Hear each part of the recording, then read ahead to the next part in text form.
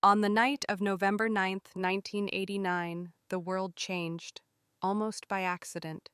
When people talk about the fall of the Berlin Wall, they imagine huge crowds, cheers, and television cameras capturing a historic celebration. But the truth is, the first hours were confusing, chaotic, and completely unexpected. And that's exactly the story I want to tell, because if you weren't there, you probably don't know how strange and unreal that night actually felt. In early November, East Germany was already cracking under pressure. People were exhausted, tired of the restrictions, tired of the surveillance, tired of a system that had stopped working years earlier. You could feel the tension in the air, like a storm was coming, but no one knew when. Then came the moment that changed everything. A simple press conference. It was supposed to be routine, nothing special. But then a government spokesman, Günter Schabowski, shuffled through some papers, clearly confused, and casually announced that East Germans were now allowed to travel freely. Effective immediately, journalists froze. Some even asked him to repeat it, and he did. Schabowski didn't know he had just opened the border. He didn't know he had misread a document that wasn't supposed to take effect yet. But millions of East Germans watched the broadcast, and those few confused words on television spread like wildfire. At first, people didn't believe it. Families called each other in disbelief. Did you hear that? Is it real? Phone lines overloaded. Nobody had answers. So people did the only thing that made sense. They walked to the border crossings. Dozens became hundreds. Hundreds became thousands. The East German border guards had no instructions, none. They were trained for strict control, not for what they were now seeing, a sea of people demanding to cross, shouting that the government said the border was open. The guards desperately phoned their superiors, but the chain of command was collapsing. No one wanted to take responsibility. No one wanted to give the order to shoot.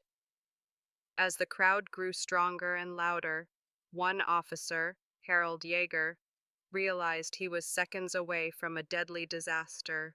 He understood that if he didn't act, a stampede might start, or worse, shooting.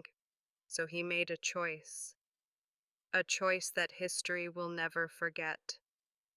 He ordered the gates to be opened, and just like that, decades of separation ended with a single sentence: open the barrier. The first people who crossed didn't run. They walked slowly, cautiously, like they were stepping into a dream.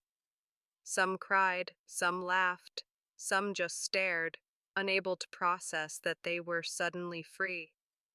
On the West Berlin side, crowds gathered and welcomed them with cheers, flowers, and champagne. People hugged strangers. Children were lifted into the air.